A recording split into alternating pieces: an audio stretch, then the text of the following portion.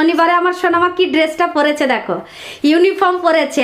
আর আজকে শনিবার মনে পড়লো কি করে জানো তো, ইউনিফর্ম ছেড়ে কালার ড্রেস পরতে হয়। এই দেখো তার দুজন ফ্রেন্ড চলে এসছে আমাদের বাড়িতে আজকে একসঙ্গে স্কুলে যাবে বলে, সেই জন্য ওদের কালার ড্রেস দেখে আমার সোনামারও মনে পড়লো। কালকে রাত্রেবেলা না অনেক ইঁদুর ঢুকেছিল জানো তো বাড়ির সামনে দিয়ে, ওই জানলাটা মানে কিচেন রুমে যে জানলাটা যে আছে না ওটা তো আর বন্ধ করতে পারি না জানো তো, ওই পথ দিয়ে আসে। ওই দেখো দেখেছো, তেলের বোতল লৌটে দিয়েছে।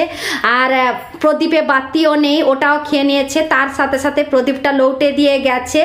আর ওখানে দেখো, ওখানে টয়লেট করেছে, সুসু করেছে, সব কিছু করেছে দেখেছো। Hello friends, welcome back to my channel Shivani lifestyle. Good morning সবাইকে, তোমরা সবাই কেমন আছো? আশা করি তোমরা সবাই ভালো আছো, আমরাও ভালো আছি। তো এখন বাজে সকাল 7টা। তো আমি আমার ব্লগটা আজকে সকাল 7টা থেকে স্টার্ট করলাম। তো যারা আমার চ্যানেলে নতুন আছো প্লিজ তারা সাবস্ক্রাইব করে আমাকে সাপোর্ট করো। সকালে 7টা বেজে গেছে, মা আমি ঘুম থেকে আজকে অনেক আগে থেকে উঠে পড়েছি। কারণ হলো আজকে শনিবার, তো আজকে ফুল ক্লাস হবে কি মর্নিং ক্লাস হবে মানে আমাদের কারোরই জানা ছিল না, কারণ কালকে টিচার বলেছিলেন না বাচ্চাদেরকে, সেই জন্য। তো আজকে সকালবেলা ঘুম থেকে সেই জন্য তাড়াতাড়ি উঠে পড়ে টিচারকে ফোন করেছিলাম। তারপরে টিচার বললেন যে আজকে 10টায় স্কুল হবে, মানে আজকে ফুল ক্লাস হবে। সেই জন্য একটু কাজটা স্লো করে দিলাম, মানে যে স্পিডে কাজগুলো যে শেষ করেছিলাম সকালের বাসি কাজগুলো, স্পিডটা একটু কমিয়ে দিলাম, কারণ এখনো সময় আছে তো সেই জন্য। তো এ পাশে চলো, বিছানা ফোল্ড করা হয়নি, সোনামা ঘুম থেকে উঠে পড়েছে, ও গেছে ফ্রেশ হতে। তো আমিও ঝটপট করে বিছানাটা ফোল্ড করে নেব, তারপরে যাব সকালের নাস্তা বানাতে। মা মেয়ে দুজনে দুটো কম্বল নিয়ে শুয়ে পড়েছিলাম, কারণ এখন না কর্ণাটকে না একটু ঠান্ডা বেশি পড়েছে জানো তো। এমনি কর্ণাটকে ঠান্ডা পড়ে না, কিন্তু এখন একটু বেশি পড়েছে জানো তো, মানে পুরো ওয়েস্ট বেঙ্গলের মতো এত ঠান্ডা নয় জানো তো। কর্ণাটকে কিন্তু মিডিয়াম ঠান্ডা পড়ে, তার থেকে একটু বেশি এই কদিন ধরে পড়েছে জানো তো। তো গায়ে তো শুধু দেখতে পাচ্ছ একটাই ড্রেস পরেছি, এতটা ঠান্ডা না জানো তো। তো চলো ঝটপট করে এবার ফোল্ড করে নি। সমস্ত বাসি কাজ করা শেষ হয়ে গেছে। তারপরে এপাশে কিচেন রুমে চলে এসেছি নাস্তা বানাতে। আজকে কিন্তু চিড়ের পোয়া বানাবো, সেই জন্য চিড়েটা বের করে নিয়েছি ডব্বা থেকে। ঝটপট করে ধুয়ে নিয়ে মশলা কেটে নাস্তাটা বানিয়ে ফেলবো। মশলাটা রেডি করা হয়ে গেছে, টমেটো পেঁয়াজ কাঁচা লঙ্কায়। এপাশে চিড়াটা যে ভিজিয়ে রেখেছিলাম জলটাও ছেঁকে নিয়েছি, কড়াইটা বসিয়ে দিয়েছি, জিরে দিয়ে দিয়েছি, কারি পাতা দিয়ে দেবো, তারপরে পেঁয়াজটাও দিয়ে দেবো। কারি পাতাটা একটু পরে দিলে হতো, কিন্তু দিয়ে দিয়েছি, আর কিছু করার নেই। সোনামা, সোনামা গো, রেডি হয়ে পড়ো, রেডি হয়ে পড়ো, তাড়াতাড়ি টাইম হয়ে গেছে। তুমি রেডি হতে হতে ততক্ষণে এপাশে আমি নাস্তাটাও বানিয়ে নেব। হ্যাঁ কি বলছো?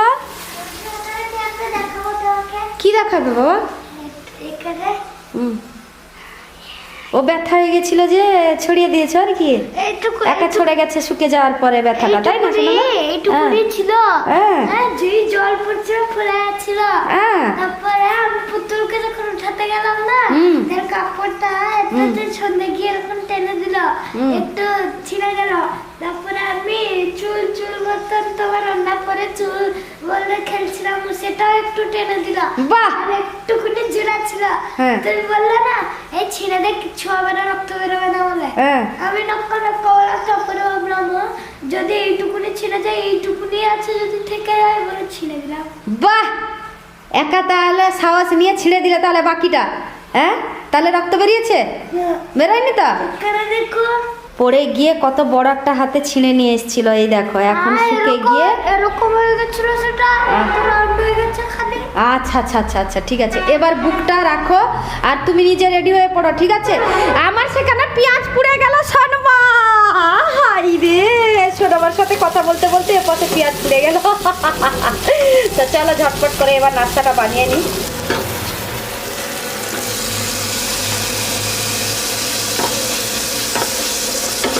নাস্তা বানানো হয়ে গেছে, এই দেখো চিড়ের পোহা। আর এই পাশে সোনামা রেডি হয়ে পড়েছে। সোনামা তাড়াতাড়ি জল ভরে খাবে, আসো, ঠিক আছে? ফেলে দিলে নাকি গো? না তো, তাড়াতাড়ি আসো, তাড়াতাড়ি আসো। আর এই পাশে ভাতটাও বসিয়ে দিয়েছি, ভেন্ডি ভাতে দিয়েছি। এই দেখো সোনামার জন্য ওর ফেভারিট প্লেটে সার্ভ করে নিয়েছি চিড়ের পোহা, উপরে দিয়েছি শসা আর পেঁয়াজ। সোনামা কোথায় গেলে তুমি? হ্যাঁ দেখো আমার সাথে এক্ষণে লুকোচুরি খেলছে, আর দেখো কোথায় লুকিয়ে গেছে। আসো আসো, তাড়াতাড়ি আসো, তাড়াতাড়ি আসো, খেয়ে নেবে, আসো এইখানে টিপায়। কোথায় যাবে?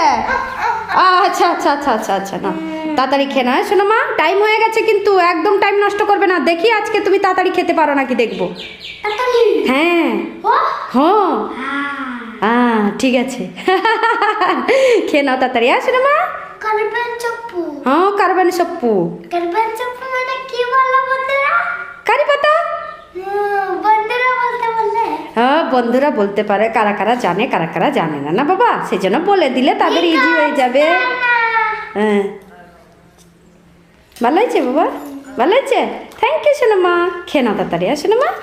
ভেরি গুড সোনামা। সোনামার নাস্তা করতে আর আধা বাকি আছে, কিন্তু একটা কাজ করেছে। আজকে তো সকালবেলা তোমাদেরকেও বলেছিলাম আজকে শনিবার, আর শনিবারে আমার সোনামা কি ড্রেসটা পরেছে দেখো, ইউনিফর্ম পরেছে। আর আজকে শনিবার মনে পড়লো কি করে জানো তো, ইউনিফর্ম ছেড়ে কালার ড্রেস পরতে হবে। এই দেখো তার দুজন ফ্রেন্ড চলে এসছে আমাদের বাড়িতে আজকে একসঙ্গে স্কুলে যাবে বলে, সেই জন্য ওদের কালার ড্রেস দেখে আমার সোনামারও মনে পড়লো, আর তার সাথে সাথে আমারও মনে পড়লো জানো তো, আমি যে কাজের মধ্যে যে ব্যস্ত এত হয়ে গেছি, সোনামা যে আজকে কি ড্রেসটা পরে স্কুলে যাবে সেইটাই আমার মাথায় ধ্যান নেই জানো তো। তো আবার সব কিছু চেঞ্জ করতে হবে, ইউনিফর্ম টাই বেল্ট সমস্ত কিছু চেঞ্জ করে কালার ড্রেস পরে রেডি করাতে হবে। ততক্ষণে তার ভিতরে কিন্তু ওকে নাস্তাও করাতে হবে, কারণ ওর বাকি ফ্রেন্ড চলে এসছে আমাদের বাড়িতে। ঝটপট করে নাস্তা করিয়ে কালার ড্রেস পরে রেডি করে দেবো, তাই তো সোনামা? সোনামা আমার নাস্তা করে রেডি হয়ে পড়েছে, তার সাথে সাথে কালার ড্রেসটাও পরিয়ে দিয়েছে। আর আজকে কতজন আমার বাড়িতে এসছে দেখো স্কুলে যাওয়ার জন্য। অবশ্যই এদের মধ্যে কিন্তু দুজন স্কুলে যাবে না, তার ভাই বোন দুজনেই দেখো, এই দেখো তুলছে দেখো তাকে, এই দেখো দেখা যাচ্ছে না বলে তাকে কোলে তুলে নিচ্ছে দেখো। তো সবাই মিলে আবার বাই বলো, সাবধানে যাবে। ও বাই কর রেহান, রেহান বাই কর।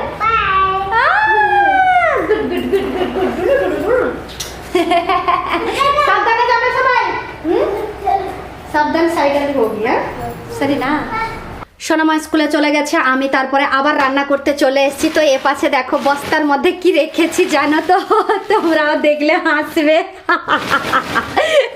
তোমাদেরকে দেখাচ্ছি কিন্তু আমাকেও ভীষণ হাসি পাচ্ছে। এই দেখো কুমড়ো রেখেছি বস্তার ভিতরে, কালকে যে টকের জন্য যে কেটেছিলাম না, আর বাদ বাকিটাই বস্তার মধ্যে রেখেছি। কারণ কি জানো তো, রাত্রেবেলা যে ইঁদুর ঢোকে না, সেই জন্য কেটে খেয়ে নেবে, পচে যাবে কুমড়োটা। এত বড় একটা কুমড়ো না, সেই জন্য বস্তার মধ্যে রেখেছি।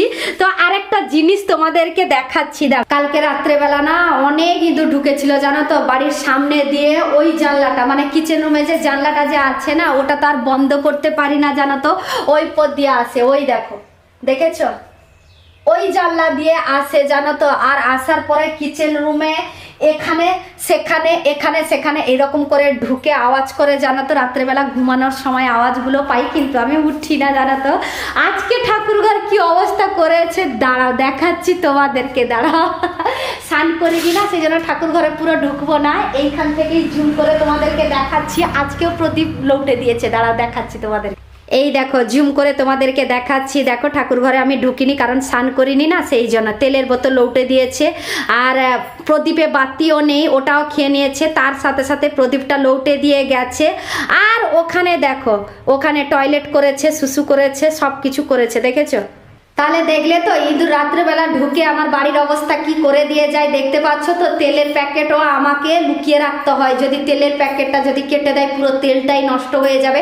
তেলের প্যাকেটও রাত্রেবেলা আমাকে লুকিয়ে রাখতে হয়। আর এত বড় একটা কুমড়ো তো রাখবো কোথায়, ফ্রিজের মধ্যে জায়গা নেই।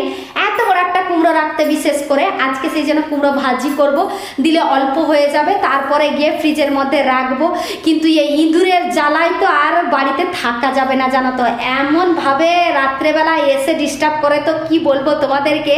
সব সময় এখানে আওয়াজ সেখানে আওয়াজ সেখানে আওয়াজ, এইরকম করে আওয়াজ লেগেই থাকে জানো তো। ইঁদুর রাত্রেবেলা যখন আসে বাবা কি বলবো তোমাদেরকে, মনে হয় আর থাকা যাবে না বাড়ির মধ্যে ইঁদুরের জ্বালায় জানো তো। এর আগে কিন্তু ইঁদুর এরকম করে আসতো না, ওই জানলাটা খোলা থাকার জন্য না ইঁদুরটা না সেই জন্য ঢুকে আসে জানো তো। সেই জন্য বাড়ির মধ্যে পুরো তোড়পাড় করে। তো চলো কুমড়োটা ভাজবো, কুমড়োটা কাটবো। আর এই ছোট্ট মেয়েটা ওর ভাইকে বাড়িতে ছেড়ে দিয়ে চলে এসছে আমাদের বাড়িতে আমার সাথে কথা বলতে।